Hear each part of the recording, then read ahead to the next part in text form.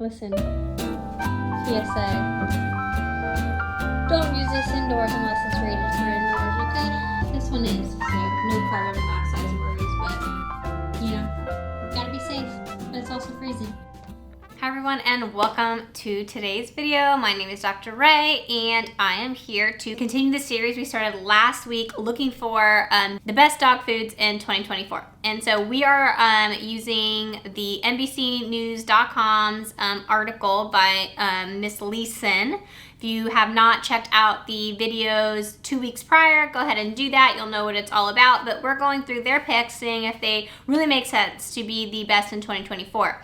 Now today, my plan is to do two. I'm going to film 2 videos today, one for this week, one for next week. I try to post videos every Thursday. So for those of you that are new, that's kind of the deal here. I'm a general practitioner. My credentials are listed in the description box below. I've got various certifications, etc., that you guys can peruse through, but basically I just want to go through the very baseline, the very tip of the iceberg, of how to go through pet foods and specifically pet food labels. So I'm not going to be making specifically any recommendations, but I'm going to show you how to work through these things, especially when people tell you something is the best. And so that's what we're doing today. We are going through what NBC considers to be the best in 2024, and then we're going to see how it stacks up. We're going to be using a pet food scoring system that I developed to help make things simple for you, so you can use this scorecard. You can reference some earlier videos if you want to kind of learn how to do this, but basically it's just a very systematic approach using hard factual information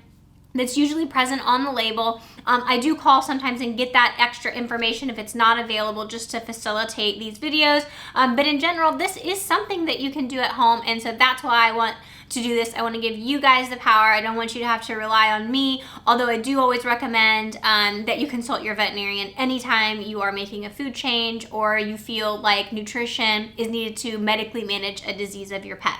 And so today, let's see, where are we? We are going to continue on our journey. We're gonna go, I guess we're gonna do today the best dry dog food for large breed puppies. If you follow this channel before, you know that a large breed puppy is a specific life stage. They do have some specific nutritional needs, that you should follow to give your pet or your puppy a really good start. And so let's read what the article says. It says that we don't want large breed puppies to overeat. They do grow very quickly, and that's not something that we want, because when a large breed puppy grows from a little tiny couple ounce puppy to a ginormous 100-pound dog in the scope of a year, excessive, very fast growth can actually make bones brittle, weak, painful, growing pains, things like that. So that's very true. We want a food that is going to allow for a very slow and moderate growth. And there's various skeletal issues that can occur, and so we want to avoid that. One of the best ways to do that is to make sure that the parameters are specific for a large breed puppy. And there are parameters that have been established that are optimal for growth of large breed puppies, and we're going to go over that today. Okay, and so let's see what they've selected. They have selected Wellness Complete Large Breed Puppy. Now, I do not prejudge any of the foods that I do. These are kind of like a first line approach, kind of like what you guys would be doing if you were at the market or you were at the pet food store and you were just kind of like trying to pick a bag. I will say this, I have reviewed several wellness brand pet foods, and the good news is that all the information is always available. They have this really nice spreadsheet that they provide for all the foods. The bad news is that every food that I have reviewed for them has kind of fallen short on the mark, and this food has shown up on several of the best ofs, in years past. And I did take a look at this just to see kind of if that was the case. And we're going to go through it. And I also emailed Miss Janelle Leeson, who's the author of this article, to find out why specifically this food was picked. Just because I know that this brand has had some shortcomings in the past, and that was about a month ago, and I've not heard back from her. So if I do hear back from her, I'll make sure to post that in the description box or pin it to the comments just to see kind of what the background was for this. But we're going to go ahead and work through this food using the PSS system. And so in order to do that, we need to go to Wellness. Let's go to their website. All right, so their website is wellnesspetfood.com if you want to follow along, and I do encourage you to do that so that you can learn how to work through this PSS system for yourself. Oh no, my heater just turned off. So I am in Florida. I live and practice in Florida, and for Florida it's really cold. It's 49 degrees. I don't know if you could see my breath, but I did have a small heater in here and now it has just died. So we're going if you see me shivering, this is the case here, okay? Oh no. I'll text my husband. Help, my heater died. We've asked for help. All right. So if he busts in and interrupts, it's okay. It is for a good reason. It is because I'm literally freezing to death. Okay. So let's do this. So we have the Complete Health Large Breed Puppy. Here's the bag. The front of the bag, we can't zoom into it, but basically they're outlining here that it's a puppy. They're saying that it's a large breed puppy, and it's saying that it's providing complete health. And so health means, for or bringing about a healthy lifestyle. So making our pet the healthiest as it can be. So let's see if that's the case. Here's a picture of the kibble, and just a regular kibble. I do like that it's not dyed. No points for that, but it is something that I look for. I don't like heavily dyed food. So down here they're saying calcium and phosphorus for healthy bone growth, DHA to support brain development, high quality nutrients for optimal energy. And I think that's really important because to me, nutrients are the most important. The nutrients that a food provides is, that's why we're feeding a food. We're feeding a food for nutrition. That is the nutrients. And then a lot of the other things, yes, they are important, but they, to me, should be coming secondary to the nutrients. And so that's how I developed the PSS system. I know there are other schools of thought on that. But for this channel, that's what we're doing. Maybe give you a different perspective if you're not of that mind, but that's what we're going to be doing today. Vitamins and minerals for healthy immune system, vitamin A and calcium for healthy eyes, omega fatty acids, etc., etc. Okay. So let's go, let's see what we can do. So the nutrient profile for this product is available for download and get the PDF. That's what I always do for this brand because they actually do have a nice PDF, and here it is right here. Let's see if we can zoom in so you guys can see it a little bit better. I don't know if there's a way to close this little pane here. So with this PDF that they provide, and they do this for all their foods, you can see the nutrients are here. You have the units on a dry matter basis or kcal here. And then you've got the AFCO nutrient profile in this column. And then you've got the product parameters in this column. And so this is an interesting or important distinction to make. I get asked about this all the time in the comments. The values that I'm providing, the values that I provide in my charts are from Small Animal Clinical Nutrition. They're for optimal based on the research that is listed and cited in that textbook.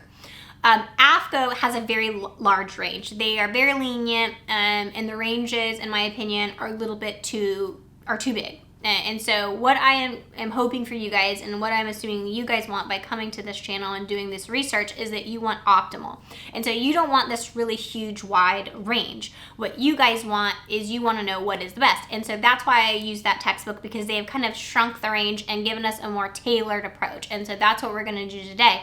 What you'll see based on this chart is you see they actually list what the AFCO nutrient profiles are recommending. They are listing what they have, and then I'm going to provide you what those optimal nutritional range is based on Small Animal Clinical Nutrition. And so let's pull up, let me go ahead and pull up that chart that I have provided. And I do have some shorts with these charts if you guys would want, but today what we're gonna do is we're just gonna pull up that large breed puppy chart. Now, what is a large breed puppy? A large breed puppy is a puppy that when it is fully mature at a year is going to be either 50 or 70. There's different numbers there, but greater than 50 or 70 pounds at maturity. And so that's how you know if your dog's a large breed puppy. If you have a dog that's going to be 40 pounds, that's not a large breed. This is not appropriate for you. It needs to be 50 or 70 pounds at maturity. And so this is a chart that we're going to use. And we're going to compare it to the chart that they have provided. Okay, so this is something that we're going to assign points to with the PSS scoring system. There's 5 points for the guaranteed analysis. When you do this and when you do this at home, it is very important that you either use the guaranteed analysis on the package but convert it to a dry matter basis, or you call the company and get the dry matter basis if it's not available online like Wellness provides. Some companies do, some companies don't, and that's fine, but just know that these numbers from Small Animal Clinical Nutrition are on a dry matter basis. If you need help with doing that, you want to learn what that means, I do have a video on dry matter basis in my foundationals video playlist, and so I would urge you to check that out so that you can kind of be on an even keel with the rest of us that are familiar with this. All right. I hear the ranger. Our savior is here. Save me.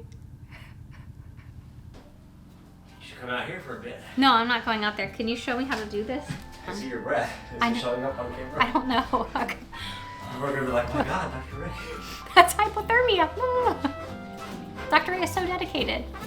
I am dedicated to provide free nutritional advice in the frigid Florida climate.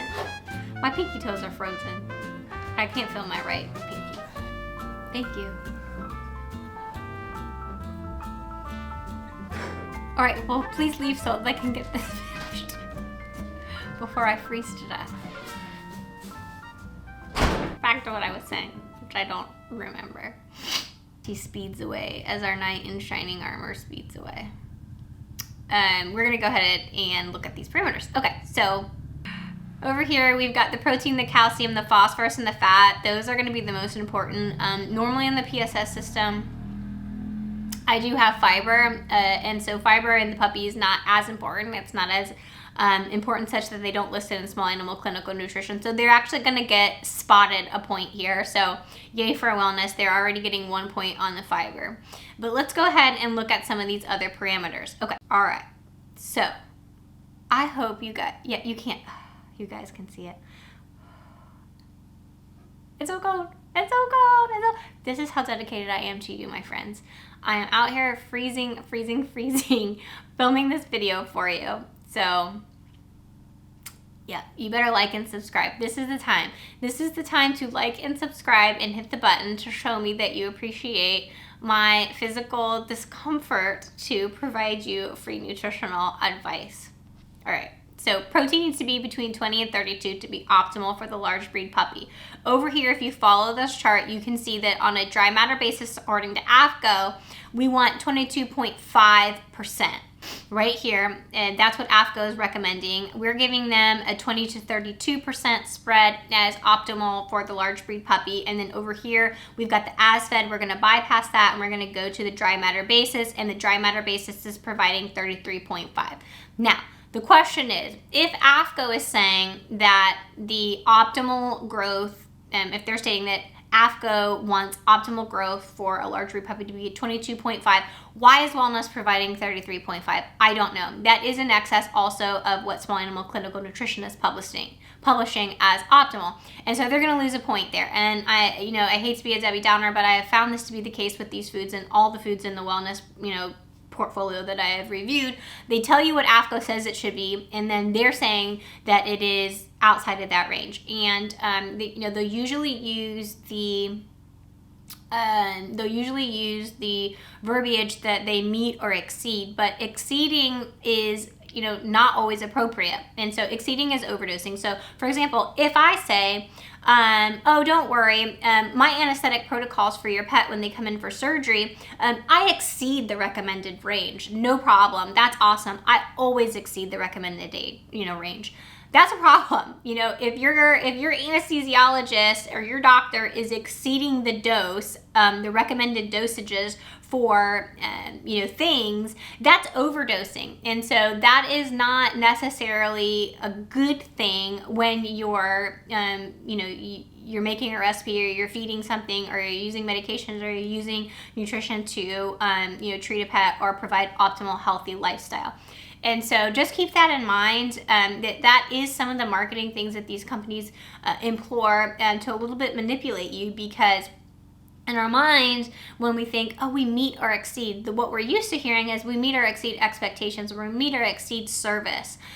That's a good thing, but meeting or exceeding nutritional parameters, nutrients, to me is not necessarily a good thing. And that is a very common marketing thing that a lot of these companies will employ, because it is easy to just put a whole lot.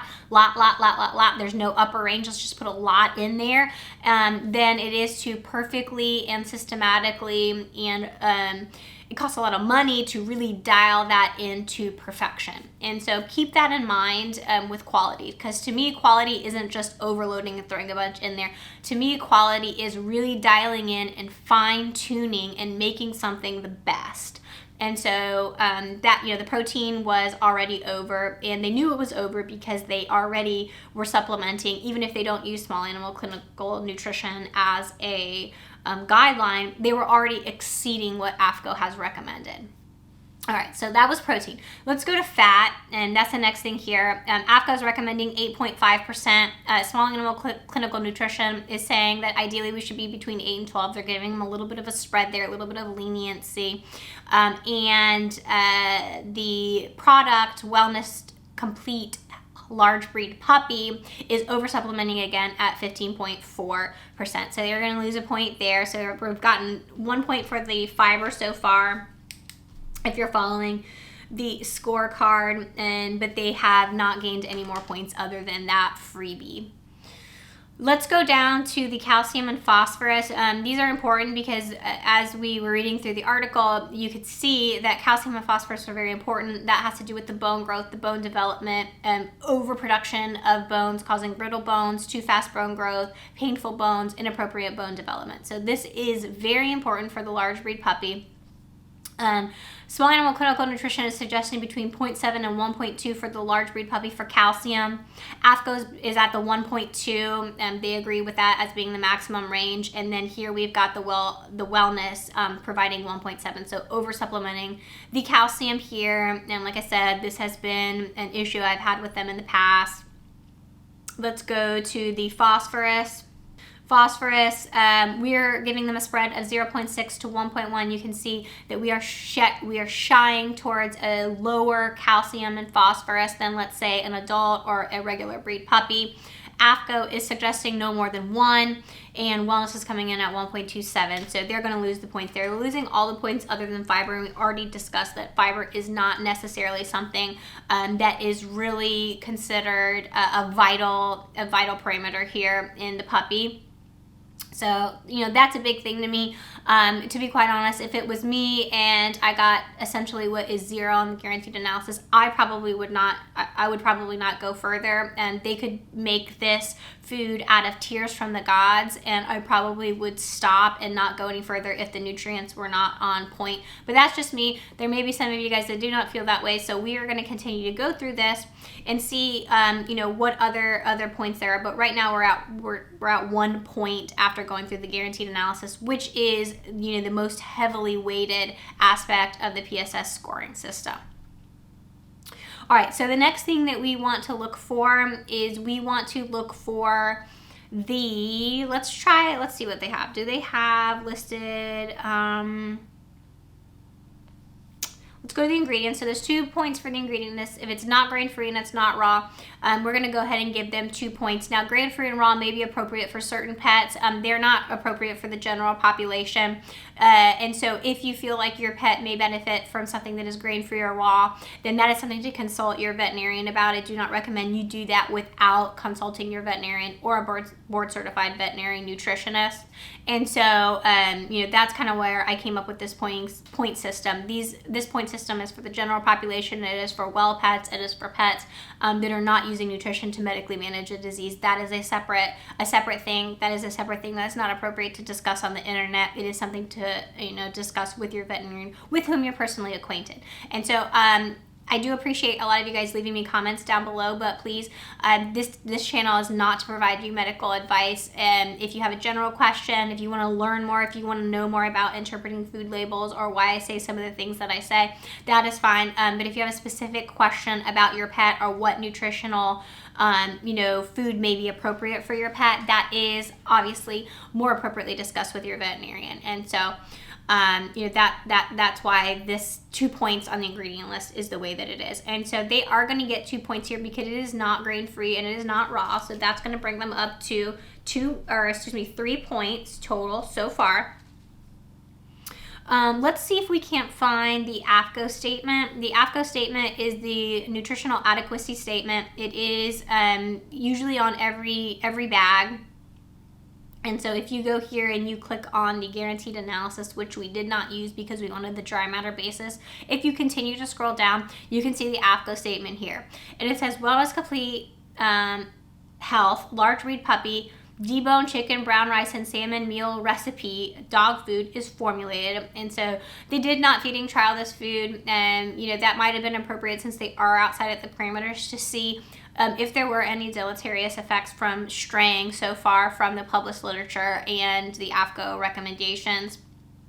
To meet the nutritional level established by AAFCO for the growth and gestation, including the large breed puppy. And so they're only going to get 1 point there. We would have liked to have seen it feeding child, but they do get the 1 point for being for a large breed puppy, or at least legally stating that it's for a large breed puppy. And so that's going to bring them up to 4 points. The last thing that they can get points for is the feeding guide, if they're recommending that we feed our puppy the right amount. And so a lot of people, like to look on the bag and make sure that the bag is giving them the correct information. I feel like if you're providing a pet food, you should be able at least to put on your pet food bag an appropriate feeding amount using the resting energy requirement. And so I do have a video on how to calculate the resting energy requirement. It's going to be varied based on what the age of the puppy is. And so there's a requirement for less than 4 months, there's a requirement for 4 months to 6 months, and then greater than that in adulthood. And so what we're going to do is we're going to take 20 pounds because we use that every video and we know what that is. If you don't, please check out that Foundationals playlist and bring yourself up to speed. But a 20-pound animal, the resting energy requirement is 363. As you can see here, they have broken down the weight into pounds, kilograms, and then you can see how they have spread it out for all the months. And so we're going to hop over here to 2 months, and they're saying that for a 20-pound dog, they need 3 1/3. Okay, so when you are doing a 3 to 4 month animal, 3 to 4 month old puppy, what you need to do is you need to multiply that resting energy requirement by 3. So 363 times 3 is 1098, and they're saying 3 1/3 cups. This food is, let's see where they list the calories right here. Calorie content, this food contains 367 kcals per cup. So 367 times 3.3 is 1211. That's a bit off. 1211 when it's 1098. It's 113 kcals off, so it's 1/3 of a cup off. So really what they should have recommended was 3 cups per day, and they're recommending 3 1/3 cups per day. So I don't have a specific cutoff where I say something is like they're not going to get a point. I probably should come up with like, oh, if you're more than 10% off, you're not getting the point. So I am, I'm going to be generous. I'm going to go ahead and give them the point just because they only have 4 points, and this would bring them up to 5, which is still not stellar. And it's really hard to overfeed a puppy, even though with large breed puppies, we are trying to kind of rein that in a little bit. I'm just going to go ahead and give them the point. They're a little bit off there, but it's not too bad. And so this only brings the wellness up to a 5. Sad to say, I am a little bit sad to see this on here. I knew that this was going to end up being like this because I've reviewed several of these wellness foods before, and I actually did email the author to find out, is there something that I'm missing? Is there a reason why, this is continuing to show up in these best of articles that are published? And she said she would look into it. She doesn't remember why she picked this particular food. She would get back to me, and that's not happened yet. So I hate to think, I am not a big conspiracy theory person, and there's a lot of them going out there with pet food, but I'm leaning towards maybe there is a little bit of bias maybe, or product placement that occurs that this wellness keeps showing up, because there are certainly better large breed puppy foods out there, and there are definitely large breed puppy foods that may suit people's specific desires. And so there are definitely large breed puppy foods that have different ingredients that people may like better. There are definitely large breed puppy formulas that are cheaper, that are better. And so I'm just not really sure about this. This is getting a 5 in the Dr. Ray's pet food scoring system. And so this is the first one this year that I am not super happy with the recommendation. But if you guys feed this food, let me know what you think. Let me know why maybe this was considered or selected to be one of the best, and let all your friends know here why that may be. So that's the deal here. I'm gonna go ahead and put this in this playlist. If you guys are new, I have some playlists that you can check out where I separate the foods based on their score. And so we've got 7 and above, where I feel like that's pretty solid food, meets a lot of the requirements that I think a lot of people will be happy with. And then I also separate them to 7 and below. So this is unfortunately going to go into the 7 and below, and we're going to move on. We're going to move on to the next one. The next one, which will be next week, I am going to go ahead and film it here shortly, but it will be next week, is going to be... The food that we'll be reviewing next week is going to be the best dry dog food for sensitive stomachs. And so please, if you have not, like and subscribe, ring the bell so that you will get notified when the video publishes next week and every Thursday. And we will hang out again